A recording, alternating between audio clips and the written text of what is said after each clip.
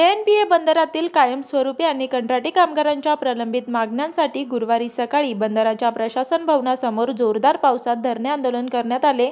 नावाशेवा बंदर कामगार संघटना अंतर्गत या कामगार संघटनेच्या माध्यमातून हे आंदोलन सुरू असून मागण्या मान्य न केल्यास तीव्र आंदोलन करण्याचा इशारा संघटनेचे सचिव आणि अखिल भारतीय बंदर कामगारांचे नेते कॉम्रेड भूषण पाटील यांनी दिली आहे। या आंदोलनाचे नेतृत्व गणेश घरत, जगजीवन बोहीर, संदीप पाटील, हिरामन पाटील यांनी केले।